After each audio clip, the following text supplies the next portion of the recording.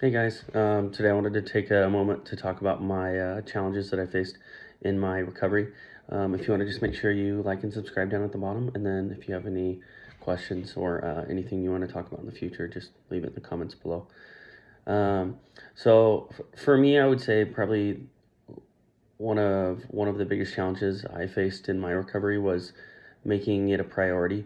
I had a long period of time where while I was recovering, obviously, or trying to recover, I wasn't really taking the necessary steps. Like obviously, I was doing the reading for the most part, kind of skimming.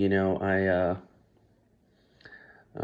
was maybe making some better habits, but all in all, I really wasn't, I guess, all in. I was kind of like one foot, one out. And when I really had a a really big setback after a longer period of recovery, was when I finally like put both feet in and really went into it and took the time, read every single book.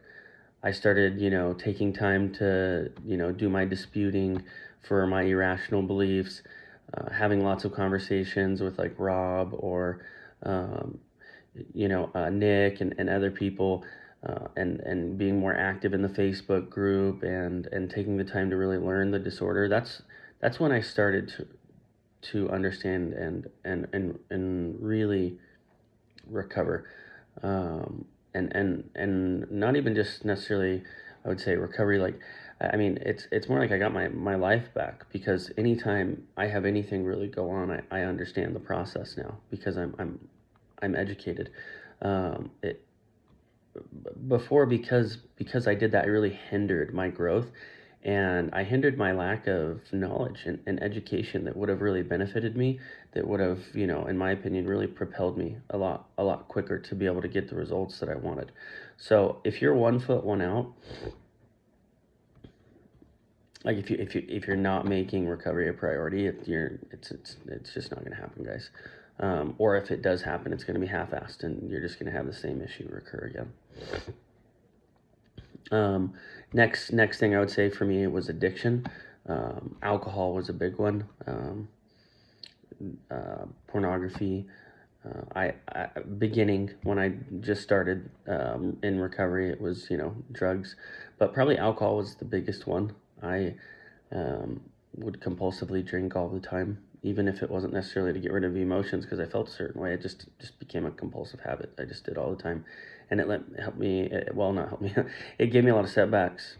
Like, if you're gonna do it, if you can do it, you need to be the kind of person that can, go out and drink with the boys or the girls or with friends or on a special occasion, but doing it all the time, on a regular basis, 2, 3, 4 times, 5 times a week, every day, it's just not good for you. It's not going to help you, Um, then I would say acceptance, like understanding acceptance, like what is acceptance, unconditional acceptance, accepting yourself when you're frustrated, when you're irritated, when you're upset, when you're tired, when you're, you know, at the worst of your worst, and understanding that you're human and you make mistakes and that's okay.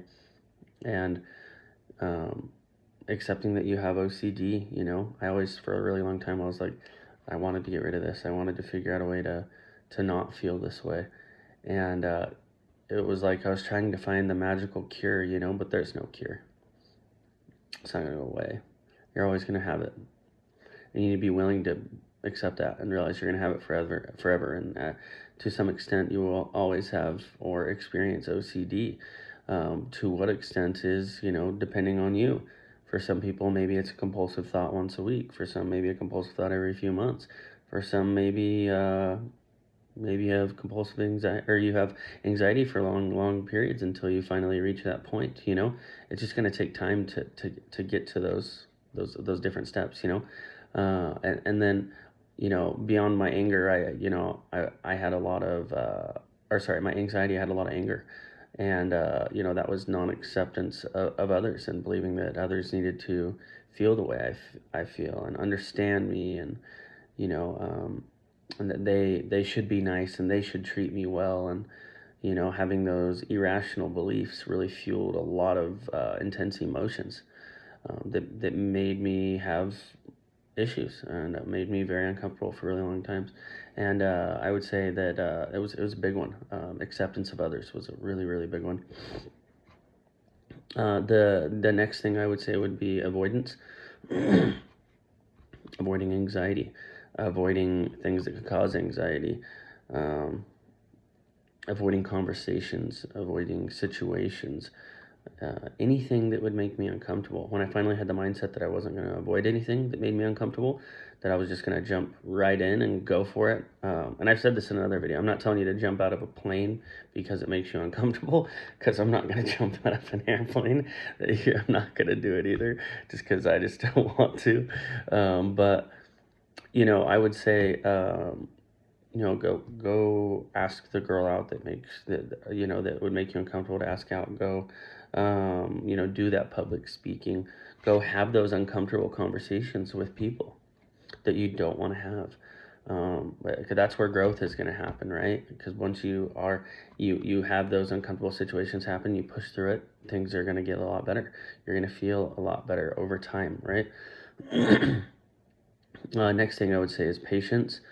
Really having the patience to be uncomfortable and realizing that it took time. I wanted this instant fix. We all do, right? That's what we all want. We want this like right now.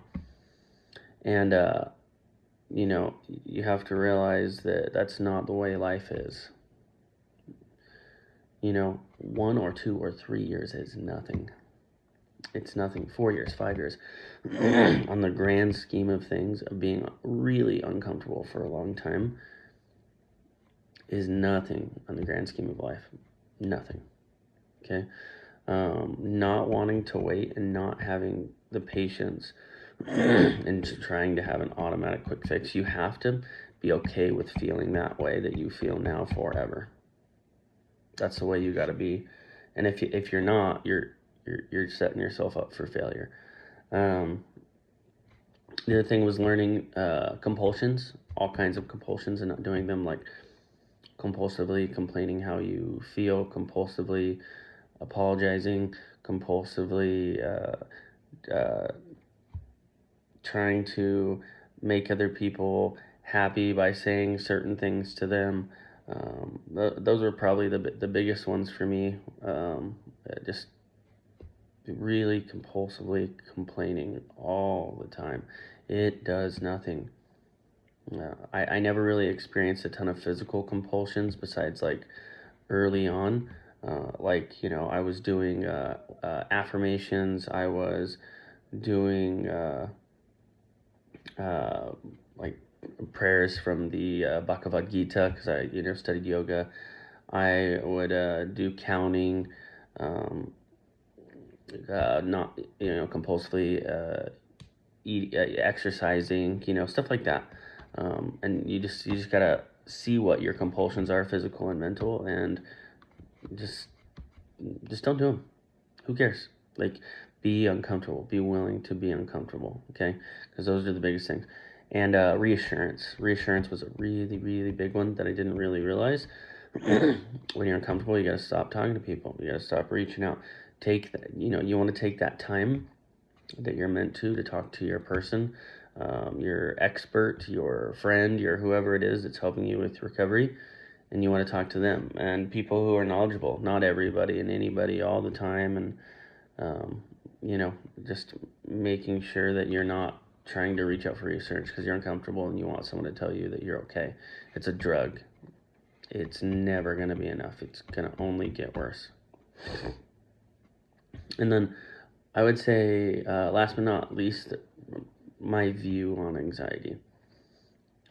I just used to think about it as this awful, terrible, horrible thing that was ruining my life and making everything bad. When in reality, it's the thing that's keeping me alive. It's the thing that's helped me grow. It's the thing that has benefited me the most. It is the thing that has made me be the best that I can be. And without it, I don't know where I would be. it helped me not, have addiction problems. It helped me reach out to others and be there for other people and understand people and myself and the world in a way that I can never get anywhere else. Um, it's helped me learn. It's helped me be a better person. It's helped me grow in my workplace and be a better leader. And it's an automatic mechanism that happens. By design. It's meant to protect you. And stress is good. Stress is good. In public speaking, for example, the people who try to really make themselves relax um, tend to not do super well in public speaking.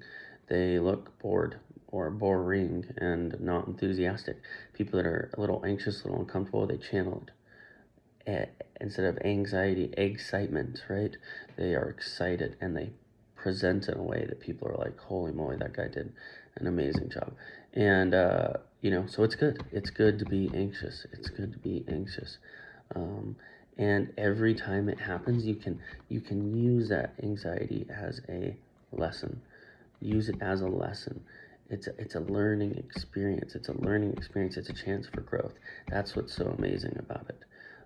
And when you can have that view, whenever anxiety comes, yeah, it may make you uncomfortable, it may not make you feel good, but it's a smile on your face because you know that growth is happening. You're about to grow, and I think that's something to really, really think about. So, but those are my biggest challenges that I faced and the things that have made the biggest difference for me. So, anyways, well, thank you guys for your time. I hope you have a great day.